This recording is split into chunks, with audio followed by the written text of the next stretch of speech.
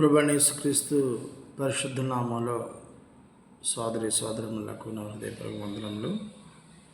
ఈ అంశం ఏంటంటే, దేవుడు ఇచ్చిన ఆయుష్కు ముందు నువ్వు చనిపోవాలని కోరుకోవద్దు అనే అంశాల గురించి మనం లేఖనాల ద్వారా ఆలోచించేద్దాం.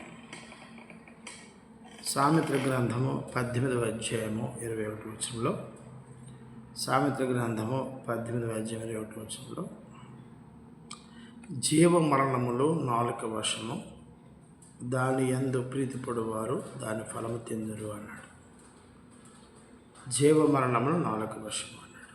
అంటే మనం మాట్లాడే మాటలు బట్టే మనం బ్రతుకుతాం. మనం మాట్లాడే మాటలను బట్టే చచ్చిపోతాం. కాబట్టి మన నోటితో దేవుడా నాకు ఆయుష్, నేను నీతిగా బ్రతుకుతానయ్యా, యథార్థంగా బ్రతుకుతానయ్యా, నీ కొరకు బ్రతుకుతానయ్యా అన్నప్పుడు మన ఆయుష్ పెరుగుతుంది. అయ్యా నేను చనిపోతాను అందయ్యా, నాకు చనిపోయింది అంటే ఆయుష్ తగ్గించేస్తాడు. ఏ నోటితో నువ్వు ఏది అడుగుతున్నావో, ఏదేది విత్తుతున్నావో, ఆ నోటి మాట చేతే కోత కూడా కోస్తావు సంగతి గమనించాలి. ప్రాముఖ్యంగా క్రీస్తుని తమ రక్షకుడిగా ధరించుకున్నటువంటి జనాంగము దేవుడిచ్చిన ఆయుష్ ముందుగా చనిపోవాలని కోరుకోకూడదు. ఎందుకంటే చనిపోయి ఏ మనిషి కూడా ఏమీ సాధించలేడు. చనిపోమని ఎవరు ప్రేరేపిస్తారంటే అపవాది ఏమంటాడు? ఇదిగో నువ్వు సమస్యల్లో ఉన్నావు, ఇబ్బందుల్లో ఉన్నావు, నీకు ఎవరు సహకరించేవారు లేరు, నీకు ఎవరు సహాయం చేసేవారు లేరు, కాబట్టి ఈ సమస్యకి పరిష్కారం ఒక్కటే, చనిపోతే నీకున్న సమస్యలన్నీ కూడా పరిష్కారం అవుతాయి అని అంటాడు. కానీ దేవుడు ఏమంటాడంటే, నువ్వు చనిపోకు, నువ్వు చావాలని కోరుకోకు, నువ్వు బ్రతికి సాధించు అని దేవుడు కోరుకుంటున్నాడు. దేవుడు ఆనాడు ఇశ్రాయేలు ప్రజలను ఐగుప్తు దేశం రక్షించిన తర్వాత వారు 430 సంవత్సరాలు బానిసలుగా ఉన్నారు. బానిసత్వంలో ఉన్న ఈ మనుషులని దేవుని శక్తిని మోషే గారి ద్వారా బయలుపరిచినప్పుడు వారు తిండి కోసం, తాగడానికి నీరు కోసం చనిపోవాలని కోరుకున్నారు. సంఖ్యాకాండము 11వ అధ్యాయం 15వ వచనంలో, సంఖ్యాకాండము 11వ అధ్యాయం 15వ వచనంలో, నా మీద నీ కటాక్షం వచ్చిన నేను నా బాధలు చూడకున్నట్లు నన్ను చంపుము అంటున్నాడు. అంటే మోషే గారు ఇశ్రాయేలు నాయకులు, వాళ్ళు తిరుగుబాటు భరించలేక, నేను వీళ్ళతో ఏగలేకపోతున్నాను, ఇలా నడిపించలేకపోతున్నాను, నన్ను చంపు అంటున్నాడు. మోషే భూమి మీద ఉన్నటువంటి మనుషులందరిలో సాత్వికుడని దేవుడు సాక్ష్యం ఇచ్చాడు. కానీ ఆ సహనాన్ని కోల్పోయి దేవుని శక్తిని చూచినవాడు,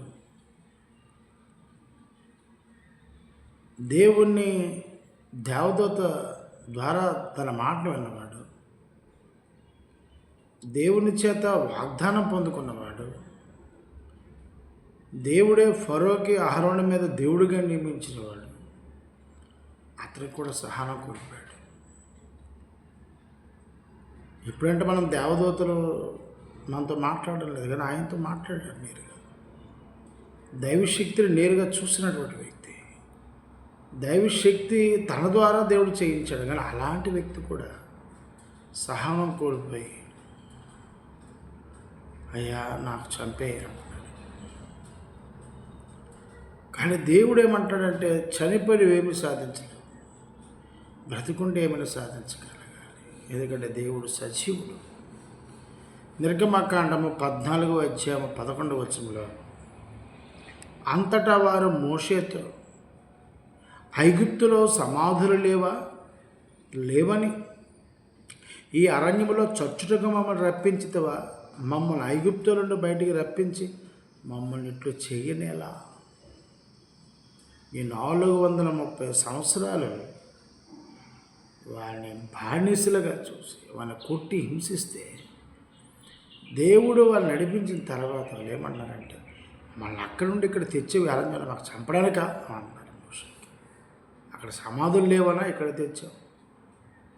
16:3 నిర్గమాకాండము 16:3 ఇశ్రాయేలీయులు మేము మాంసము వండుకొని కుండల యొద్ద కూర్చుని తృప్తిగా ఆహారం తిన్నప్పుడు యెహోవా చేతి వలన ఎలా చావకపోతుమే.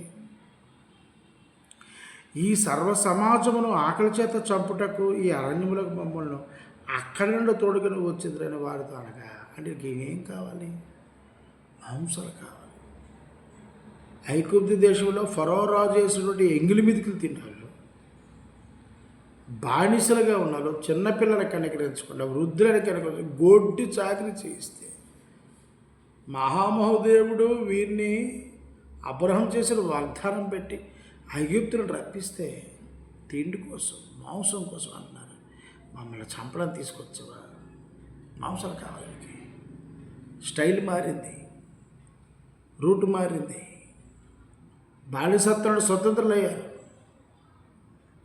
దేవుడు చేసిన ఆశ్చర్యకార్యాలు, అద్భుత కార్యాలు ఫరో వెంబడిస్తున్నాడు. అరణ్యంలో నుండి క్షమించండి ఆ సముద్రం 2 పాయలు చేసి ఆరణ్యం నడిపించి ఇవన్నీ మర్చిపోయారు. మోసం కావాలి.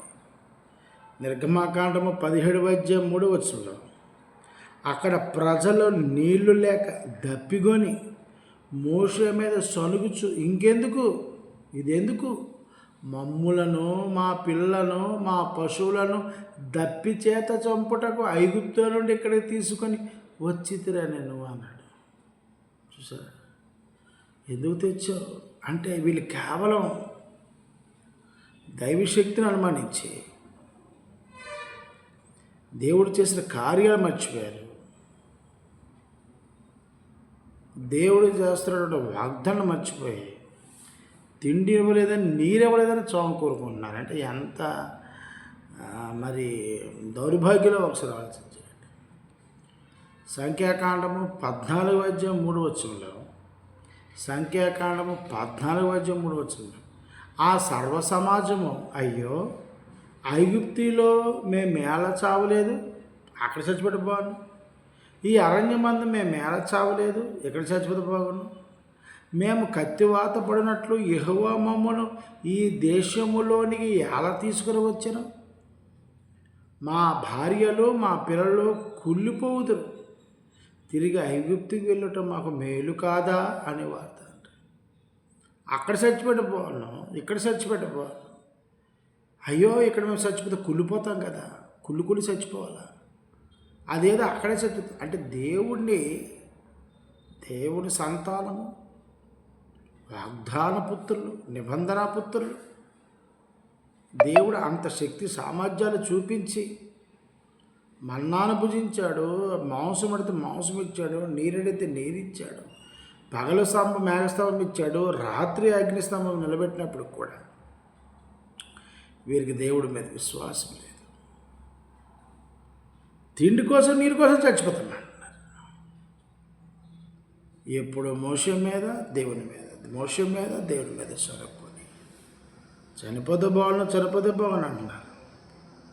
సంఖ్యాకాండము 20:3-4 చూస్తే జనులు మోషేతో వాదించుచు, అయ్యో మా సహోదరులు యెహోవా ఎదుట చనిపోయినప్పుడు మేము చనిపోయిన ఎంతో మేలు. అయితే మేమును మా పశువులు ఇక్కడ చనిపోయినట్లు ఈ అరణ్యములకు యెహోవా సమాజములు మీరేలా తెచ్చిదిరి. ఓ మమ్మల్ని చంపడానికి తీసుకొచ్చారా?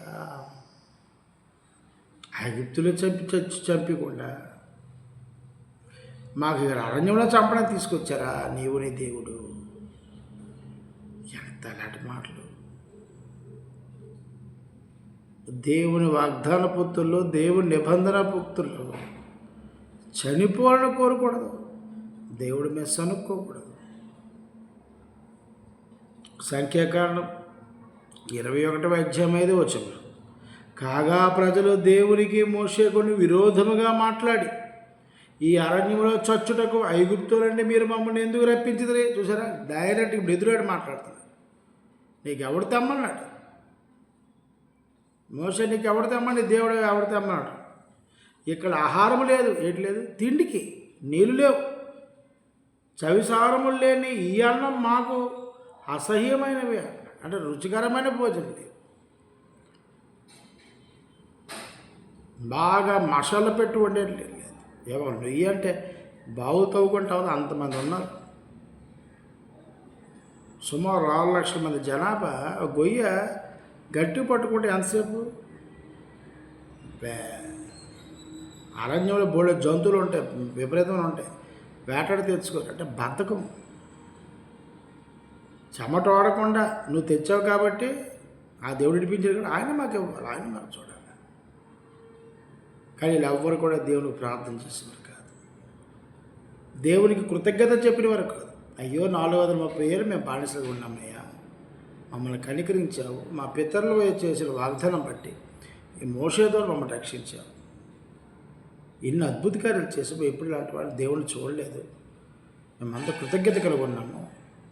ఈరోజు నీ దాసుడైనటువంటి మోషే గారి ద్వారా ఇవ్వబడి ప్రతి ఆజ్ఞ మేము గైకొట్టుకుంటాం, ఆయన చెప్పిన మాట వింటాం. దేవుడే మనుషులకు తోడున్నప్పుడు భయమేటి? తిండికి, గుట్టకి, బట్టకి, గృహానికి లోటేటి? జ్ఞానానికి, నీతికి, యథార్థకి కొద్దిగా ఉంటుంది. ఒక డబ్బుగోలోడిదే ఒక డబ్బుగోలోడు ఒక మనిషి తోడు ఉంటే అనుకుంటాడు సరైనడు పెట్టవరా అన్ని అవసరాలు తీరిపోతాయని. అది మనిషి. మరి దేవుడే నీకు ఉన్నప్పుడు అవసరాలను తీర్చేస్తాడు కదా, నిత్య జీవాన్ని ఇస్తాడు కదా, నీ పాపాలు క్షమిస్తాడు కదా, నీ అపరాధం క్షమిస్తాడు కదా, తన స్వభావంలోకి స్వరూపం మార్చేస్తాడు కదా. ఇంకేం కావాలి? అంటే వీళ్ళు అడగడం లేదు, ఆటలాడట్లేదు. నేను చూడాలి, నీ మార్గాలు మాకు తెలుపు, మేము నీ దగ్గరికి వచ్చేస్తాం, ఎందుకు ఈ భూమి మీద కష్టాలు మాకు, మమ్మల్ని తీసుకెళ్ళిపో, నీతిగా బ్రతికే బాధ మాకు నేర్పి. ఇలాంటి వాడాలి ఏంటి? తిండి లేదు, నీరు లేదు. అంటే ఎంత స్వార్థపూరితం అయిపోయినట్టు చూడండి. తిండి కోసం, నీరు కోసం దేవుడిని ఎదురాడి చంపేస్తావా అని అడుగుతున్నారు.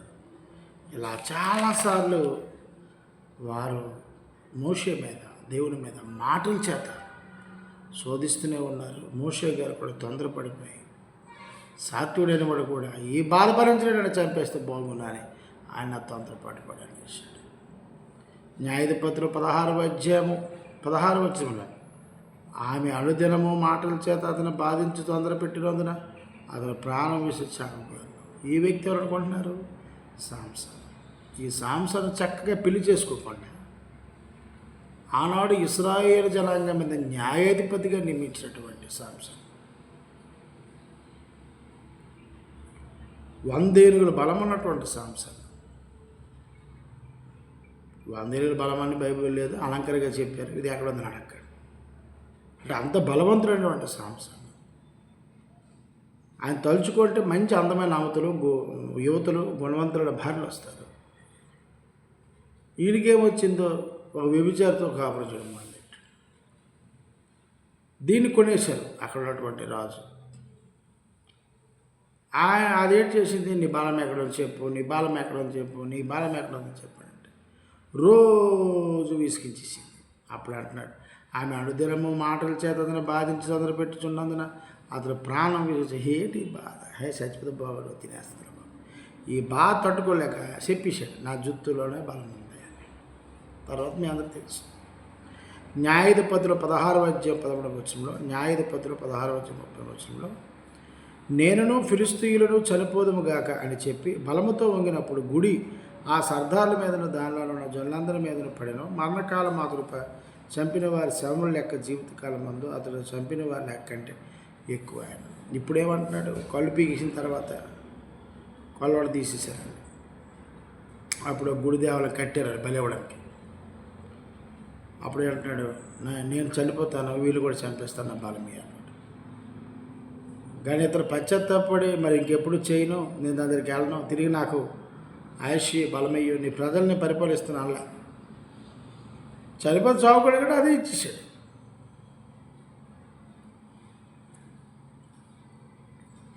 అంటే అంత గొప్ప బలవంతుడైనటువంటి సాంసన్ గారు ఫిలిస్తీన్లుకి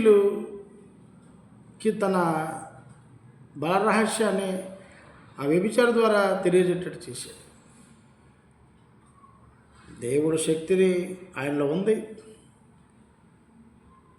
ఆ శక్తి చేత 100 మంది ఫిలిస్తీన్ల గాడిదోడతో చంపాడు తెలుసు. నేను వ్యభిచార జోలికి వెళ్ళకుండా గుణవంతుల తెలుసు, తెచ్చుకోవాలి, భార్య ఉండాలి అని తెలుసు. ఆయన ఉద్దేశపూర్వకంగా పాపం చేశాడు. ఆ పాపానికి ఫలితం అనిపించాడు. చివరికి చావును కోరుకున్నాడు. మరి ఎందుకు కోరుకున్నాడో తెలియదు. బహుశా ఎందుకు నేను దేవుని విరుద్ధంగా పాపం చేసి చనిపోతే అనుకున్నాడేమో. అలాగే యోబు గారిని మనం చూస్తే 31 అధ్యాయం 33 నుండి 34 వచనాలు. యోబు గ్రంథం 31 అధ్యాయం 33 నుండి 34 వచనాలు. ఆదాము చేసినట్లు నా దోషములను దాచిపెట్టుకొని మహాసమూహములకు భయపడి కుటుంబముల తిరస్కారములకు జడిసియు నేను మౌనముగా నుండి ద్వారము దాటి బయటికి వెళ్ళక రొమ్ములో నా పాపను కప్పుకునేలా పరమనున్న దేవుని దృష్టికి నేను వేషధారణ అవుదును అన్నాడు. ఆదాము గారి ఇక్కడ విషయాన్ని యోబు గారు ఎందుకు ప్రస్తావన చేశారంటే, ఆదాము పాపం చేసేంత ఒప్పుకోలేదు, పశ్చాత్తాపడ్డాడు. ఆ పాపాన్ని చేసి కూడా కప్పిపుచ్చుకున్నాడు. ఆ పాపాన్ని తన భార్య అయినటువంటి అమ్మగారి మీద నెపం వేసాడు. ఇది నువ్వు ఇచ్చావు, నేను చేసిన తప్పు అన్నట్టు తప్ప పశ్చాత్తాపడ్డాడు. యోబు గారు ఏమన్నారంటే, ఒకవేళ నేను అలా ఉండి నా రొమ్ములో నా పాపను కప్పుకునేట నేనేమీ చేయలేదు, నా దేవుడు చూడడం లేదు తెలియదు అనుకుంటే అది నేను దేవుని దృష్టికి వేషధారణ అవుతాను అన్నాడు. అంటే ఇక్కడ ఆదాము గారు చనిపోదామని కోరుకోలేదు, కానీ తన భార్య అయినటువంటి అవ్వగారు ప్రతిదినము తిను అన్న వల్ల ఆయన్ని తిన్నాడు. తిని ఆత్మీయంగా చనిపోయాడు. అది అతనికి తిరిగిలే. దేవుడు వచ్చి బయలుపరిస్తే తప్ప ఆత్మీయ మరణం పొందిన సంగతి ఆయనకు తెలియలేదు. కొలస్సీయులకు రాసిన పత్రిక 3వ అధ్యాయం 21 వచనంలో, కొలస్సీయులకు రాసిన పత్రిక 3వ అధ్యాయం 21 వచనంలో, తండ్రులారా మీ పిల్లల మనస్సు కృంగకుండినట్లు వారి కోపం పుట్టింపబడి అన్నాడు. కొంతమంది తల్లిదండ్రులు ఏం చేస్తారు, తమ పిల్లల మీద నువ్వు బాగా చదవలేదు, అది బాగా చదివింది, అనవసరం, వేస్ట్, నువ్వు పనికిరావు, నువ్వు ఇది అది అంటారు. కొంతమంది పిల్లలు మన పురుగులో పుడితే, కొంత నల్లగా పుట్టారు అనుకోండి, నీకు నల్లగా పుట్టావు, నీకేం పెళ్ళి అవుతుంది, నీది అంటారు. ఇలాంటి మాటలకి పిల్లలు ఏం చేస్తారంటే, బయట వాళ్ళు అన్నారంటే ఓకే, కానీ చివరికి జన్మనిచ్చిన తల్లిదండ్రులు, పాలిచ్చి పెంచి చేసి పెద్ద చేసినటువంటి తల్లిదండ్రులు ఈ మాట అన్నప్పుడు ఇంకెందుకు ఈ జీవితం అని ఉరిపోసుకునేవారు, ట్రైన్ కింద పడిపోయిన వారు కూడా ఉన్నారు. అలా అనకూడదు. మన పిల్లల్ని మాటల చేత బాధించి పక్కవారి పిల్లల్ని ఉదాహరణగా తీసుకొని వాళ్ళు బాగా చదువుతున్నారు, వీళ్ళు బాగా చదువుతున్నారు అనుకోండి. దానివల్ల కూడా పిల్లల మనసు కృంగిపోతాయి, చనిపోతారు.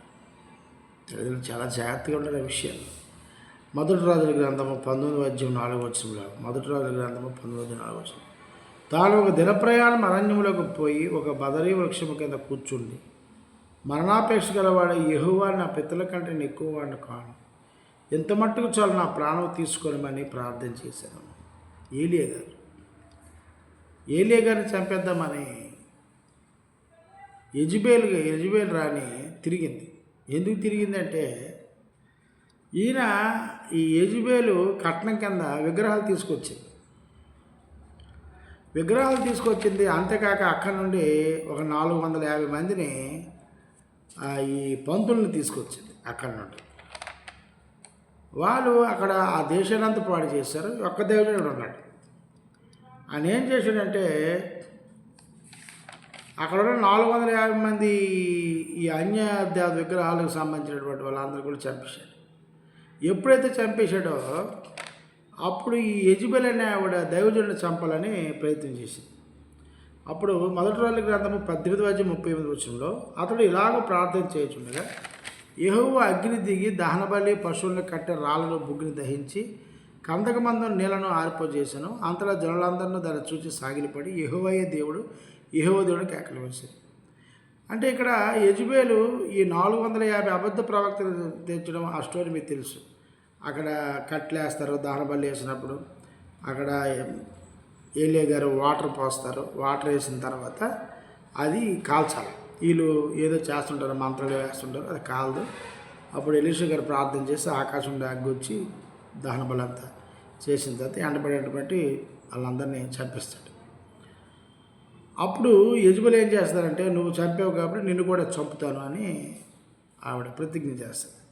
ఆయన అప్పుడు పారిపోతాడనమాట. అది మొదటి రోజు గ్రంథము 19:4 తాను ఒక దిన ప్రయాణం అరణ్యంలోకి పోయి ఒక బదరీ వృక్షము కింద కూర్చుండి మరణాపేక్ష గలవాడ, యెహోవా నా పితల కంటే నెక్కువవాడని కాను, ఎంత మట్టుకు చాలను, నా ప్రాణము తీసుకొనమని ప్రార్థన చేసిన. నాకు దాని చేతిలో చనిపోయే కంటే నేను నీ చేతిలోనే చనిపోతాను, నన్ను చంపే అని ఏలియా గారు అన్నారు. ఏలియా ఎంత గొప్ప ప్రవక్త, సూర్యుడిని ఆపేశాడు. దాని తర్వాత వర్షాన్ని ఆపేశాడు కొన్ని నెలలు. అలాంటి అంత గొప్ప దైవజనుడు కూడా ఒక మనిషికి భయపడుతున్నాడు. అది సరే, దేవుడు దాని తర్వాత కృప చూపించాడు, యెజెబెల్ని చనిపోవడం. ఇదంతా మీకు తెలిసిన బైబిల్ స్టోరీస్ మీకు తెలుసు. అంటే ఎలీషా గారు లాంటి వారు కూడాను చనిపోవాలని కోరుకున్నట్టు ఒకసారి ఆలోచించండి. సో దేవుని ఉద్దేశం ఏంటంటే, తొందరపాటు పడి నీ నోటి నుండి బలహీనతను బట్టి, సమస్యను బట్టి, ఆపత్కాలం బట్టి వచ్చినప్పుడు, ప్రమాదం వచ్చినప్పుడు దేవుడు ఉన్నాడని నీ విశ్వసించు, కానీ సహనం కోల్పోయి చావాలని కోరుకోవద్దు. చావాలని ప్రేరేపించేది ఎవరనంటే అపవాది. వాడు చెప్తాడు, నీకెందుకు ఈ కాశకి, నువ్వు చనిపో, సమస్యని ప్రేరేపిద్దాం అంటాడు. కానీ దేవుడు ఏమంటాడు, ఆ సమస్యకి పరిష్కారం నా దగ్గర ఉంది, నన్ను అడుగు, నేను ఆ సమస్య పరిష్కారం ఇస్తానని దేవుడు ఇక్కడ మనకి చెప్పడం జరుగుతుంది. అలాగే యోనా గ్రంథము 4:3 యోనా గారు కూడా అదేమంట, నేను ఇక బ్రతుకుడి కంటే చచ్చుట మేలు, యెహోవా నన్ను ఇక బ్రతిని ఇక చంపుమని యెహోవాకు మనవి చేశాను. యోనా గారు కూడా ఏమంటున్నారంటే, నేను నినివే పట్టణం గెలను. నినివే పట్టణం అంతా ఎవరు? దుర్మార్గులు, దుష్టులు. ఏంటి అలాంటి వారు దగ్గర నేను దేవుడు ప్రకటించబడినప్పుడు నేను వెళ్ళను, చనిపోతాను అని అనుకున్నాడు. పారిపోయాడు. పారిపోయిన తర్వాత ఆయనకి అక్కడ వర్షం, తుఫాన్ వచ్చింది, వాళ్ళంతా పడేశారు. మళ్ళీ దేవుడు కృపను బట్టి ఆ మత్స్యం మింగింది, మళ్ళీ బయటకు వచ్చాడు. మళ్ళీ నినివే పట్టణకేసి ప్రకటించాడు. ప్రకటించిన తర్వాత వాళ్ళందరూ గోడు పట్టుకొట్టుకుని బూడిలో కూర్చొని, రాజు సైతం కూడా ఉపవాసం 2-3 దినాలు ప్రార్థన చేస్తే దేవుడు ఆ వారి మీద ఉన్న ఉగ్రతని తప్పించాడు. తప్పించిన తర్వాత ఇది ఏమంటాడంటే, నువ్వు తప్పించావు కాబట్టి వాళ్ళు చచ్చిపోవాలి, వాళ్ళు నాశనం అయిపోవాలి, నేను ఒప్పుకోను అంటాడు. ఎవరు? యోనా. నువ్వు చెప్పన్నావు కదా, నేను చెప్పాను కాబట్టి నువ్వు చంపి అంటాడు. కానీ దేవుడు ఉద్దేశం ఏంటంటే, ఎవరైనా మారు మనసు పశ్చాత్తాపడితే వారి మీద దేవుడు శిక్ష వేయడు. అప్పుడు యోనా గారు ఏమంటారంటే 4:2 యెహోవా, నేను నా దేశమందుండగా ఇట్లు జరుగునని నేను అనుకుంటున్నాను కదా, అందువలననే నీవు కటాక్షమును, జాలియు, బహుశాంతమును, అత్యంత కృపగల దేవుడై ఉండి పశ్చాత్తాపడి కీడు చేయక మానదు వల్ల నేను తెలుసుకునే దానికి ముందుగానే దర్శనకు పారిపోతుంది అన్నాడు. నాకు తెలుసు, ఏ వ్యక్తి అయినా తన జీవితం, తన బ్రతుకు మార్చుకుంటే, యథార్థం బ్రతికితే నువ్వు మళ్ళీ ఆయనకి నీ కృపణిస్తావు, నువ్వు ఆయనకు తోడుగా ఉంటావు, నాకు తెలుసు ఆ సంగతి యోనా గారు చెప్తున్నారు. కానీ యోనా గారు ఏమంటారంటే, లేదు నువ్వు వారిని హెచ్చరించమన్నావు కదా, హెచ్చరించాను కాబట్టి నువ్వు వాళ్ళు చనిపోవాలని ఈయన కోరుకుంటున్నాడు. మనము చనిపోవాలని కోరుకోకూడదు, మన పక్క వాళ్ళు చనిపోవాలని కోరుకోకూడదు, మన ఇంట్లో ఉన్న ఎవరు కానీ, మన పిల్లలు కానీ ఎవరూ చనిపోవాలని కోరుకోకూడదు. అందరూ బాగుండాలని కోరుకోవాలి. అందరూ దేవునికి ఉద్దేశం ఎరిగి, అందరూ దేవుని కృపలో ఉండాలనే కోరుకోవాలి తప్ప మరి చావుని కోరుకోకూడదు. అలాగే యోబు గారు కూడా మనం ఆలోచన చేస్తే, యోబు గ్రంథం 2:9 అతని భార్య వచ్చి, నువ్వు ఇంకా యథార్థతను వదలకుందువా, దేవుని దూషించే మరణము కమ్మను. యోబు గారి పరిస్థితి మనం ఆలోచన చేస్తే ఎంత భయంకరమైన వ్యాధి అనుభవించాడు మీకు తెలుసు. భార్య తన భర్త బాధ తట్టుకోలేక దేవుని దూషించి, మనుషులు దూషిస్తే అంటారేమో చచ్చిన పౌని ఏం చంపుతామని అంటారు. కానీ నువ్వు దేవుని దూషించి, దైవదోషం చేసి నువ్వు చనిపోంటే అప్పుడు ఎలా అంటాడు, మూర్ఖురాలు మూర్ఖులు మాట్లాడతారు. దేవుని ఎరగిన వారు, అన్ని జనాంగం, దేవుని నిబంధన వారసులు అలాంటి మాట్లాడతారు. అది వారు చెల్లుతుంది. మనం దేవుని సంతానం, దేవుని పిల్లలను, దేవుని వంశం అలాంటి మనం కోరుకోకూడదు. కాబట్టి చాలామంది ఈరోజు ఉద్యోగాలు రాలేదని, భార్య గెలిగిపోయిందని, లేదా భార్య ఇంకొకటితో ఇల్లీగల్ అఫైర్స్ పెట్టుకుందని, లేదా భర్త ఇంకొకటితో నిలిపోయాడని, లేకపోతే పరీక్షలో తక్కువ మార్కులు వచ్చాయని, అప్పులు పాలైపోయామని అనవసరంగా అర్ధాయుష్ చనిపోతున్నారు, చనిపోయి నరకానికి వెళ్ళిపోతారు. కొంతమంది అర్ధాయుష్ చనిపోయిన వారు దెయ్యాలుగా మారిపోయారని ఒక తప్పుడు సంకేతం కూడా లోకంలో తీసుకొచ్చారు. దేవుని పిల్లలారా, మన మరణము కుటుంబానికి సమాజానికి మేలుకరంగా ఉండాలి తప్ప మన మరణము కుటుంబానికి సమాజానికి విలువ లేదుగా ఉండకూడదు. మళ్ళీ రిపీట్ చేస్తాను, మన మరణము మన కుటుంబానికి మేలు చేయాలి తప్ప కీడు చేయకూడదు. మన మరణము కుటుంబానికి కీడు చేస్తుంది తప్ప మేలు ఎప్పటికీ చేయదు, నీకు చేయదు, నీ ఇంటి వరకు కూడా చేయదు. కాబట్టి చావాలని దేవుడు నరులకు ఆజ్ఞాపించలేదు, అర్ధాయుష్ చనిపోమని దేవుడు కోరుకోలేదు. దేవుడు ఇచ్చిన ఆయుష్ను అనుభవించి ఆయుష్ ముగినంత వరకు కూడా దేవుడికి బద్దులై ఉండి దేవుడి మీద ఆధారపడి బ్రతికి ఆయన ఇచ్చిన నిత్యం మహిమ పొందుకోవాలని దేవుడు కోరుకుంటున్నాడు. కానీ ఒకరి మరణం మాత్రం ఈ లోకానికి మేలు చేసింది. చావు కుటుంబంలో ఒక మరణం కుటుంబంలో అశాంతిని కలుగు చేస్తే ఒకరి మరణం మాత్రం దేవుడు కోరుకున్నాడు. నువ్వు చనిపోవాలని దేవుడే కోరుకున్నాడు.